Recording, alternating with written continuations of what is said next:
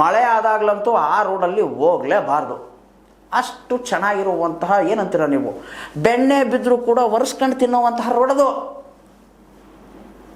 ಆ ರೋಡನ್ನು ಕುರಿತಾಗಿ ಕೇಳಿದಾಗ, ಇಲ್ಲಪ್ಪ ಇದು ಶಾಸಕರ ಫಂಡಲ್ಲಾಗಿರುವಂತಹ ಕಾಮಗಾರಿ, ನೀವು ಶಾಸಕರನ್ನೇ ಕೇಳಬೇಕು. ಮತ್ತು ಶಾಸಕರನ್ನು ಕೇಳೋದಾದರೆ ನೀವೇನಕ್ಕಿದ್ದೀರಾ ಸರ್? ಹೌದು, ಶಾಸಕರ ಫಂಡ್ ರೋಡು, ನಾವಿಲ್ಲ ಅಂತ ಹೇಳ್ತಿಲ್ಲ. ಶಾಸಕರು ಪ್ರತಿಯೊಂದು ಕಡೆನೂ ಬಂದು ನಿಂತ್ಕೊಳ್ಳೋಕ್ಕಾಗತ್ತಾ? ಈ ರೋಡ್ ಏನಕ್ಕಾಗಿಲ್ಲ ಅಂತೇಳಿ ನೀವೇನಕ್ಕೆ ಕೇಳಲಿಲ್ಲ? ಇದ್ರ ಕಾಂಟ್ರಾಕ್ಟರ್ನ ಏನಂತ ನೀವು ಮಾತಾಡಿಸ್ಲಿಲ್ಲ? ಏನಕ್ಕೆ ನೀವು ಮಾತಾಡಿಸ್ಲಿಲ್ಲ?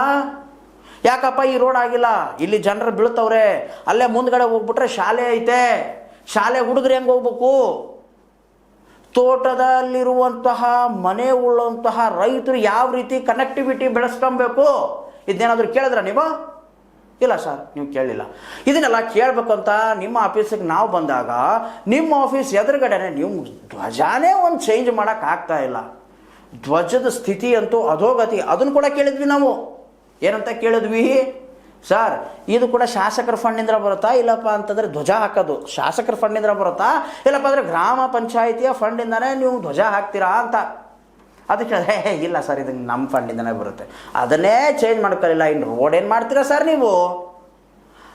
ಇದೊಂದು ವಿಡಂಬನಾತ್ಮಕ. ಆಮೇಲೆ ಎದುರುಗಡೆನೆ ಏನಂತೀರ ನೀವು, ಟಾಯ್ಲೆಟು, ಸಾರ್ವಜನಿಕವಾಗಿ ಪಂಚಾಯಿತಿಯ ಟಾಯ್ಲೆಟು ಅವು ಇವೆಲ್ಲ ಇದ್ವು, ಅದರಲ್ಲಿ ನೀರೇ ಇಲ್ಲ, ಕೊಳಕ್ಕೆ ನಾರ್ತಾ ಇದೆ ಅದು.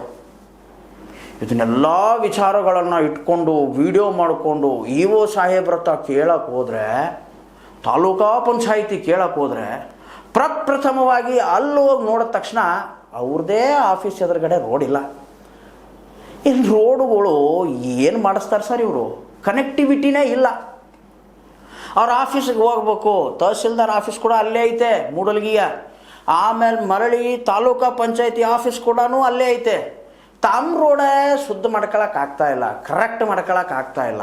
ಮಿನಿಮಮ್ ಏನಿಲ್ಲಪ್ಪ ಅಂತಂದ್ರೂ ತಾಲೂಕಾ ಪಂಚಾಯಿತಿ ಆಫೀಸ್ ಬಂದಾಗಿಂದ್ರೂ ಕೂಡ ಅಲ್ಲಿ ಸುತ್ತಮುತ್ತಲೂ ರೋಡ್ ಇಲ್ಲ, ಕನೆಕ್ಟಿವಿಟಿ ಇಲ್ಲ, ಜಲ್ಲಿ ಕಲ್ಲುಗಳನ್ನು ಹಾಕ್ಬಿಟ್ಟವ್ರೆ. ಆಮೇಲೆ ಅದೇನಂತೀರ ನೀವು, ದೊಡ್ಡ ದೊಡ್ಡ